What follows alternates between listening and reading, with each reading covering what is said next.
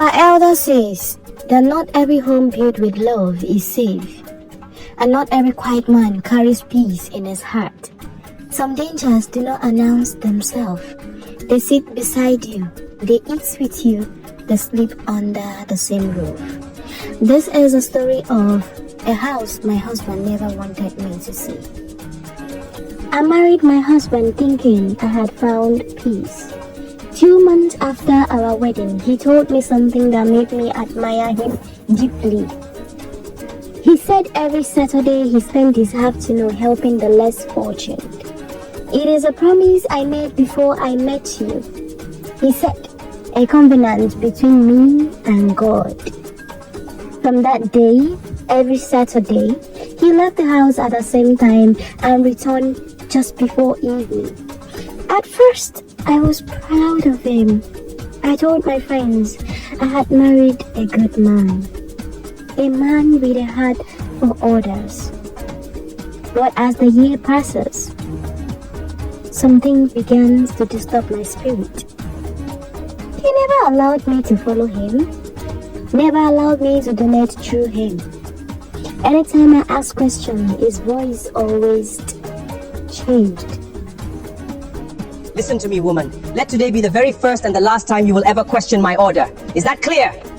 Do not interfere, he would say sharply.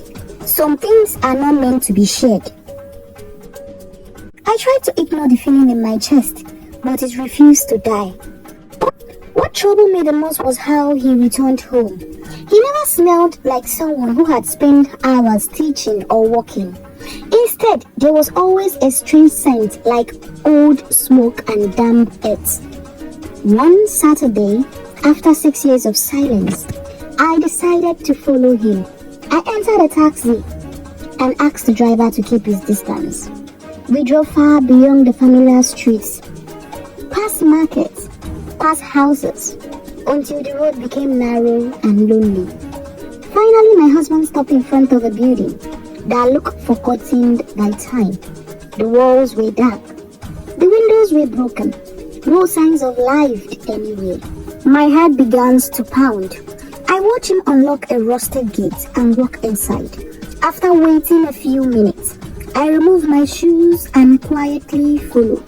The building was silent, the kind of silence that presses against your ear.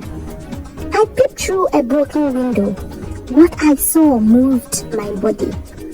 The room was empty. No children, no chairs, no learning materials. Only a strange drawing on the floor. A white circle made with a white chalk. At the center was a small wooden figure, wrapped in a piece of fabric. My breath caught. Then I noticed the wall. Pictures of me. So many pictures I could not count. Some were taken when I was asleep, some when I was walking, some when I was unaware. In every picture, my eyes were crossed out. I covered my mouth to stop myself from screaming. That was when I saw him. My husband was kneeling before the wooden figure, whispering words I could not understand. His voice was not the voice I married. It was cold, hard. Suddenly he stopped. Slowly he turned his head towards the window.